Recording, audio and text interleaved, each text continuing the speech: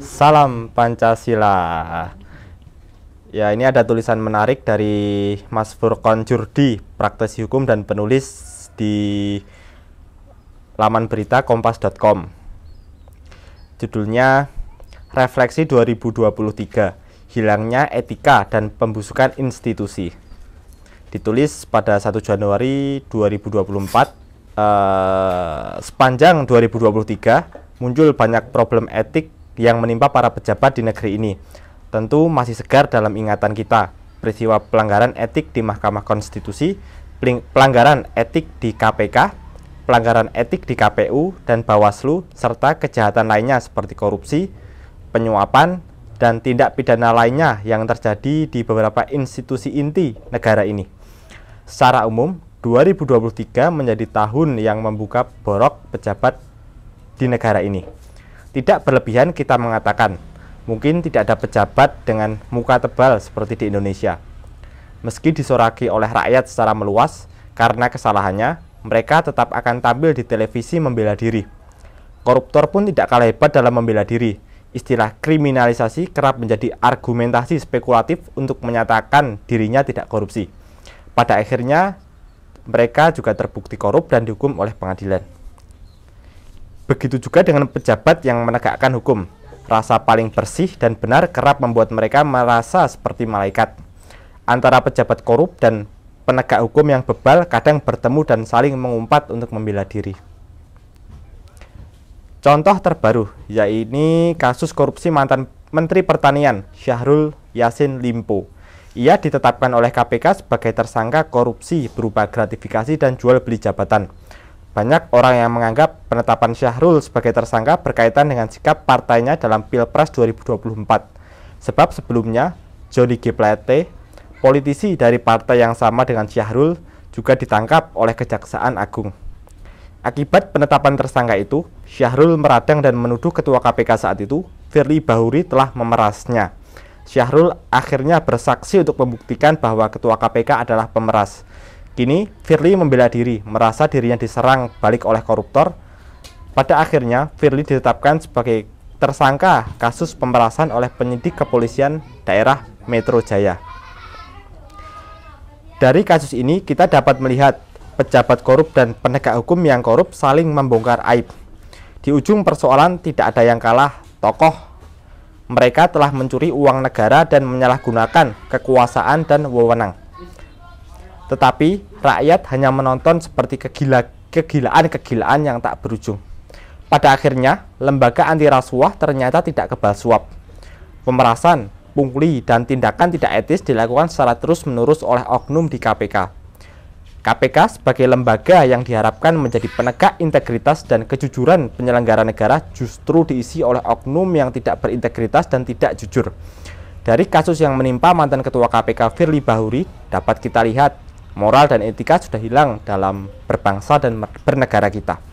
Firly dihukum oleh Dewan Pengawas KPK karena terbukti melanggar etika dan kasus hukumnya terus bergulir di Polda Metro Jaya. KPK bukan satu-satunya lembaga yang mengalami kemerosotan secara integritas. Banyak lembaga lain seperti Mahkamah Agung, Mahkamah Konstitusi, Bawaslu, KPU, dan lainnya terus mengalami kemerosotan serupa. Mirisnya, lembaga-lembaga yang diharapkan memiliki independensi justru diisi oleh oknum-oknum yang tidak independen, tidak berintegritas, dan memiliki moralitas rendah. Peristiwa di Mahkamah Konstitusi misalnya, telah menggambarkan republik ini seperti seakan-akan konstitusi tunduk pada dinasti. Putusan MK yang memberikan peluang majunya calon presiden dan wakil presiden di bawah 40 tahun bukan hanya menabrak konstitusi. Meminjam istilah Al Jazeera, putusan MK itu juga melahirkan baby nepo. Nepotisme dan dinasti politik lahir secara turun-menurun dengan menunggangi konstitusi dan demokrasi. Peristiwa pelanggaran etik yang berujung pada pemberhentian Ketua MK Anwar Usman oleh Majelis Kehormatan Mahkamah Konstitusi atau MKMK itu menyadarkan kita bahwa MK sebagai lembaga kehakiman yang mandiri bisa dikendalikan oleh kekuasaan-kekuasaan lain atas dasar nepotisme dan dinasti politik. Pada akhirnya kita menyadari kerusakan di MK adalah proses pembusukan politik, pembusukan konstitusional, dan sekaligus pembusukan demokrasi. Demokrasi dan pemilihan langsung yang adil, electoral justice, tidak akan tercapai dalam proses sirkulasi kepemimpinan, sebab proses elektoral sudah dimulai dengan cara-cara yang tidak jujur dan adil. Pada akhirnya, kemudi MK menjadi aib yang terus menjadi problem politik menuju Pilpres 2024 nanti. Kerusakan konstitusional dengan mempermainkan konstitusi demi kepentingan segelintir orang akan berakhir pada kerusakan sistem demokrasi. Demokrasi yang berwibawa dan baik adalah demokrasi yang berdiri di atas nilai-nilai etika dan nilai moral yang menjadi panduan kehidupan bernegara. Pembusukan juga terjadi di Mahkamah Agung. Skandal suap dan jual beli perkara yang menjerat pimpinan lembaga kehakiman yang agung itu merobohkan nurani keadilan dan para pencari keadilan. Akibatnya, banyak hukuman para koruptor disunat oleh hakim-hakim di Mahkamah Agung. Pada akhirnya, sulit bagi bangsa ini benar-benar menegakkan hukum dan keadilan. Setelah lembaga kehakiman mengalami pembusukan, kita bergeser ke penyelenggara pemilu. KPU maupun Bawaslu sebagai penyelenggara pemilu sering menabrak etika, bahkan dalam batas tertentu merusak tatanan pemilu yang demokratis. Skandal ketua KPU misalnya, bagaimana diakui oleh Hasnaini bahwa ada upaya atau pesan yang disampaikan pada dirinya untuk memenangkan calon tertentu. Bahkan skandal itu terbukti dalam sidang etik DKPP bahwa hubungan asmara antara ketua partai politik dengan ketua KPU adalah skandal yang maha dahsyat. Namun di Indonesia berlalu begitu saja. Begitu juga yang terjadi di Bawaslu. Sebagai pengawas pemilu tentu etika Bawaslu harus lebih tinggi dari KPU. Namun dalam kenyataannya Bawaslu juga tidak jauh berbeda dengan KPU dalam pelanggaran etik tersebut. Lolosnya orang-orang partai politik dalam seleksi Bawaslu di tingkat provinsi, kabupaten, kota merupakan bentuk kerusakan demokrasi yang parah. Namun mereka masih aman meskipun terbukti melakukan pelanggaran etik berat. Inilah Indonesia. Sebagai salah satu pelopor dari pimpinan lembaga negara seperti Ketua MK, Ketua KPK, Ketua KPU, Ketua dan anggota Bawaslu, saya merasa miris betapa rendahnya moral dan etika pejabat kita. Semua laporan itu terbukti dan pimpinan lembaga-lembaga negara itu dihukum dengan pelanggaran etik berat. Sebagai pelapor, tentu saya mengetahui bagaimana mereka melakukan pelanggaran etik itu. Namun, style putusan lembaga penegak etik masih setengah hati, sehingga pejabat-pejabat nakal masih bisa memegang jabatan, kecuali Firly Bahuri yang diberhentikan langsung oleh Presiden berdasarkan bukti pelanggaran etik yang diputus oleh Dewas KPK. Lembaga-lembaga independen itu sekarang sudah berada dalam pembusukan institusional dari dalam. Akomodasi kepentingan politik dan tukar-menukar kepentingan para elit dilakukan secara diam-diam, bahkan dalam keadaan tertentu dilakukan secara terang-terangan. Pembusukan institusional dan konstitusional terjadi akibat sistem politik yang pragmatis dengan mementingkan diri sendiri. Hal ini tidak bisa dipisahkan dari proses pembuatan sistem hukum yang dilakukan oleh lembaga legislatif maupun eksekutif. Produk hukum yang dikeluarkan kedua lembaga itu sering menyalahi prinsip-prinsip pembentukan peraturan perundang-undangan. Dalam kasus Undang-Undang Omnibus Law misalnya, kita bisa melihat kolusi antara eksekutif dan legislatif dalam memuluskan berlaku kembalinya UU yang telah dibatalkan oleh MK itu. Presiden disuruh menggunakan kekuasaan maksimal tanpa ada alasan darurat apapun dengan mengeluarkan Perpu untuk mengembalikan Omnibus Law Cipta Kerja.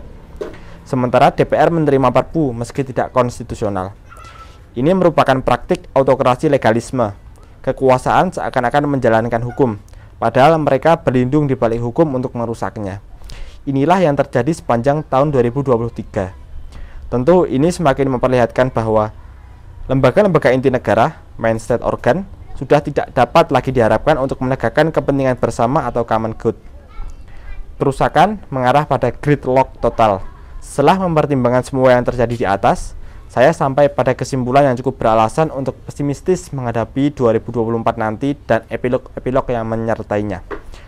Potensi kemandekan dan kemacetan mengintai sistem hukum dan politik kita, dan bukan mustahil pada gilirannya akan memicu ledakan besar. Semua pesimisme ini disebabkan antara lain self-interest atau sikap yang mementingkan diri sendiri, tidak menghormati hukum, tidak disiplin, integritas, moral, dan etika yang rendah di antara para pejabat dan mengesampingkan kepentingan bersama. Apabila situasi ini tidak mampu diatasi, maka kita benar-benar mengarah pada gridlock, kemacetan total dalam sistem politik, hukum, dan demokrasi. Kalau sudah terjadi kemacetan total, kita tidak bisa membayangkan betapa hebatnya kemacetan itu dan akan mengarah pada perubahan total. Kita tentu berharap pada pejabat-pejabat untuk sedikit berbuat baik demi Indonesia. Kita tidak ingin bangsa ini mengalami kemacetan dan stagnasi total. Dengan catatan harus menemukan cara untuk keluar dari kemelut ini. Jangan sampai rakyat disuguhi omong kosong menjelang pemilu, tetapi realitas setelah pemilu kondisi masih sama, bahkan bisa lebih buruk lagi. Kita tidak ingin semua itu terjadi, maka kesadaran kita yang menuntun untuk membawa pada perubahan keadaan sehingga tidak macet total. Demikian tulisan menarik dari Furqon Jurdi di kompas.com. Kurang lebihnya mohon maaf. Salam Pancasila.